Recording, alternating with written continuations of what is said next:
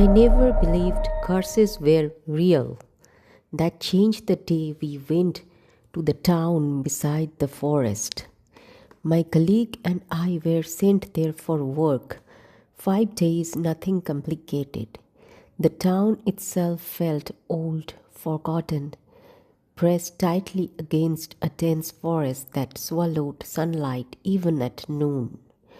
The locals barely spoke to us, and when they did, their eyes always drifted toward the trees. On our first evening, we met her. An old woman lived alone in a small wooden house at the edge of town. She sat outside every evening, gently stroking a large snake coiled in her lap like a child. The snake was pale brown, thick, calm, and one of its eyes was milky white and blind. "His name is Billy," she told us, smiling softly. "He keeps me company."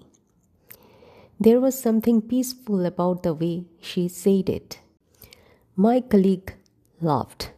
He had always been cruel in subtle ways, mocking animals, enjoying fear in others.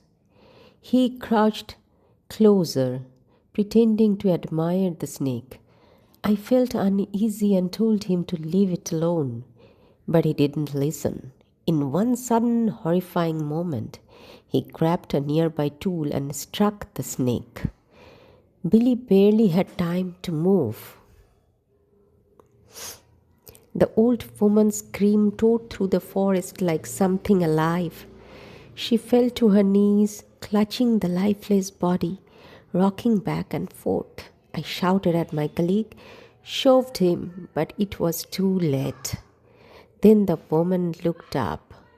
Her eyes were wet but calm. "My snake will come back to me again," she said quietly. Those words stayed with me. The next 5 days changed everything. On the second day, my colleague became irritable, snapping at me, refusing to eat much, refusing to help me at work. By the third day, he barely slept. I would hear him moving at night, pacing his room. On the fourth day, I walked into his room unannounced. He wasn't on the bed, he was under it, lying flat on his stomach, staring at me from the shadows. "I'm more comfortable here," he said. When he spoke, I noticed something strange. His tongue flicked out briefly like a habit he didn't realize he would develop. By the fifth day, the changes were impossible to ignore. A thin black line had appeared down the center of his tongue. The tip of it looked split. When he talked, his voice sounded strained, husky, broken, every word pushed out with a soft hiss, as if speaking itself caused him pain. His eyes no longer met mine. He tilted his head when listening. Sometimes he froze completely as though sensing vibration in the air. I wanted to leave early. On the sixth morning, I packed my bags and called his name. No answer. I checked his room empty. No luggage gone. No signs of a struggle. Just the bed untouched and the space beneath it scraped clean, as if something had been dragging itself in and out. I waited for hours. Nothing. Eventually, I went to the police station and filed a missing person report. They barely reacted.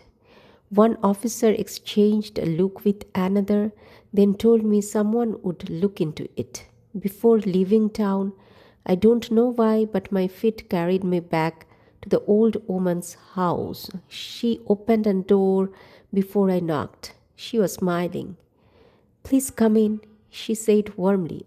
I told her I was leaving, that I was sorry, that I had tried to stop him, and that my colleague was gone, missing without a trace.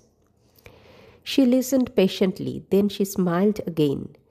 I think you want to see this. I followed her into the drawing room, and there, coiled peacefully on the sofa, was a snake, alive, breathing, its body thick and familiar. It lifted its head slowly and looked at me. One of its eyes was blind. My chest tightened. I couldn't breathe. The old woman leaned closer and whispered, You don't need to be sorry, dear. Billy has come back to me again. I don't remember leaving the house. I don't remember starting the car. I only remember driving, endless road, shaking hands, my heart pounding so loud it drowned out my thoughts. Months have passed. There has been no sign of my colleague. Nobody, no explanation. But sometimes, late at night, I wake up thinking about that snake. Was it really Billy? Billy was dead. So then, who was coiled on that sofa?